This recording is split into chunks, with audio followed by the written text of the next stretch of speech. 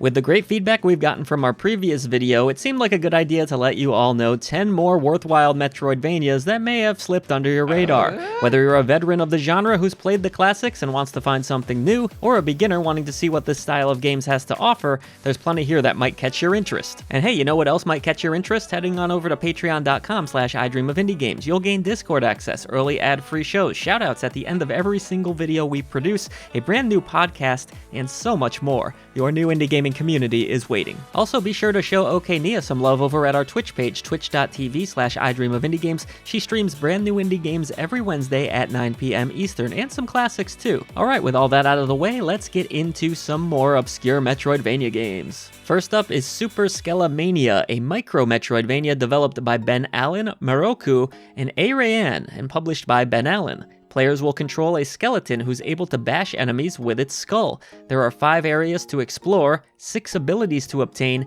and it can be completed in under 2 hours. Yet even with this short playtime, the experience manages to be fulfilling.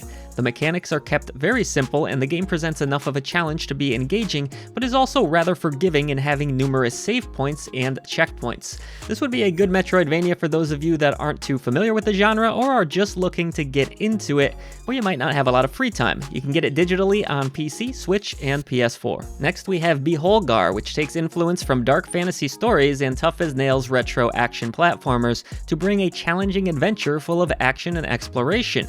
Developed and published by Serkan Bekar, in this epic game, players will control a barbarian warrior attempting to rid his world of an evil threat after a sorcerer finds an ancient book and then performs a ritual from it that invites an evil god. Having grown up watching 80s dark fantasy movies and He-Man, reading the tales of Robert E. Howard, the barbarian swords and sorcery theme that are going on here do appeal to me greatly. While there is an action exploration theme here, the gameplay itself resembles games like Ghouls and Ghosts and Slain Back from Hell in the kind of challenge it presents. Danger is abound, and getting to each save point will be a struggle. Remembering enemy patterns and where hazards are located is also paramount to your success. If you want a retro hard kind of Metroidvania experience, then Beholgar will have what you're looking for. You can get it digitally for the PC, Switch, PS4, PS5, and the Xbox One, and physically on Switch as well. Now something a little more sci-fi influenced, next is MindSeize. Developed and published by Kamina Dimension, in this action exploration platformer, players will control private investigator MC Fox as he tracks down a criminal organization known as the Ascended.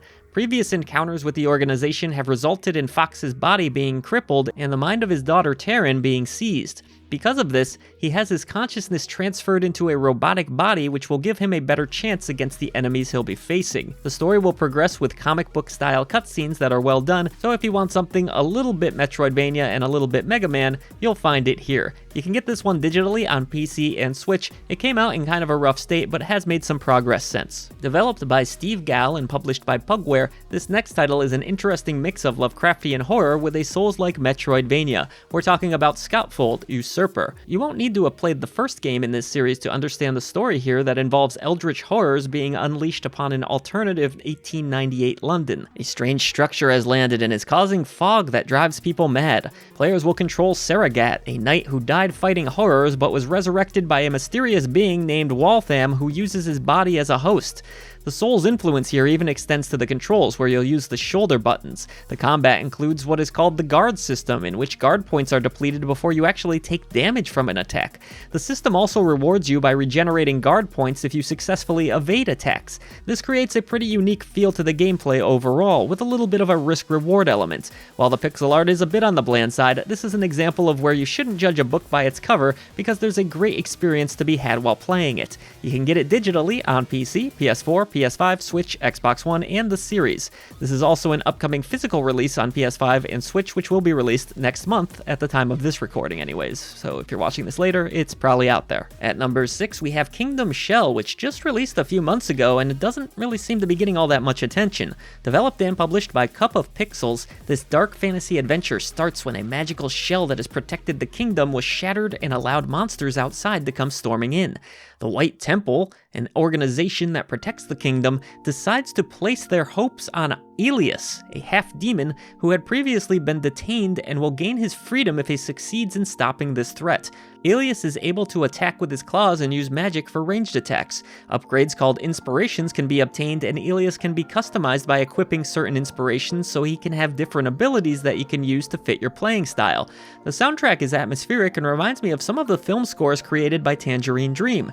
If you've played all the classics and you're looking for something new that's satisfying, then Kingdom Shell is worth your time. You can get this one digitally on the PC. Now for something radically different, let's take a trip through the psychological craziness that is Fearmonium. Long story short here, the character Max once went to a circus and found the clowns to be pretty disturbing. From here, his memories begin to take insane forms. If it wasn't obvious, there is a heavy psychological aspect to everything in the game, and the story progresses with Max trying to find a meaning to his memories.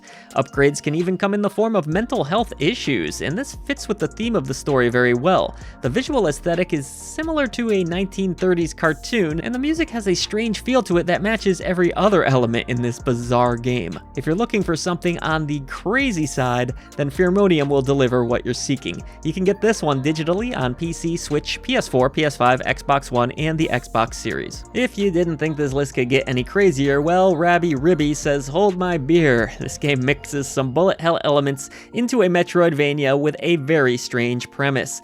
Developed by Cray Spirit and Gamma-U and published by Cray Spirit, this adventure begins when a bunny named Arena, who is turned into a human with bunny ears, teams up with a fairy named Ribbon, who's trying to save her friends to find out what's causing all of the mayhem that's happening around them.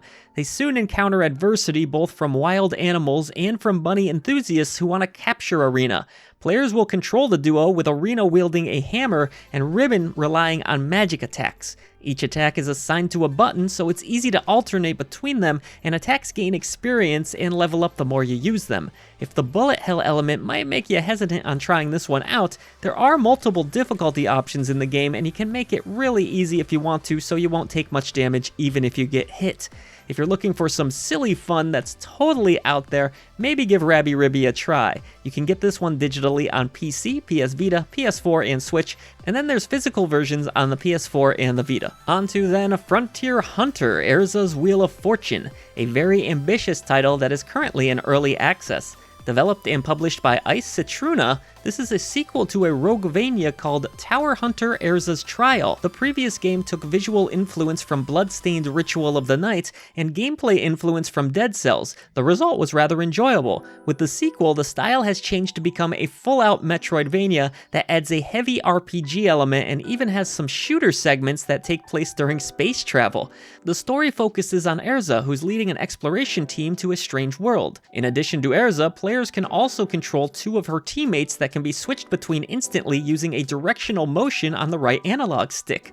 Each character has their own specialties, and there's also a leveling system where you can customize the characters by choosing which special abilities they will receive when they're unlocked.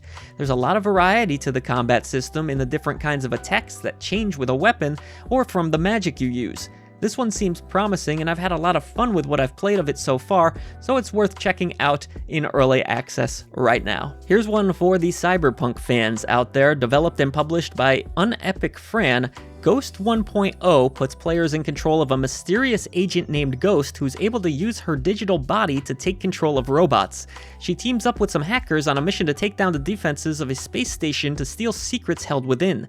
Ghost uses a main android body that can be upgraded as you progress, and she can also leave her main body to take possession of other robots.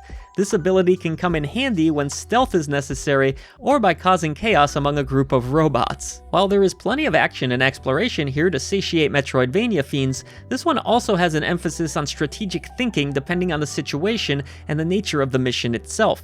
You must decide when it's best to be stealthy, when it's appropriate to go in with guns blazing, and when you can use robots around you to your own advantage. If you want a Metroidvania where you can be devious and sneaky, then Ghost 1.0 is a must-play. You can get this digitally on PC, Switch, Xbox One, and PS4, and it's available physically on Switch in a combo release with Unepic.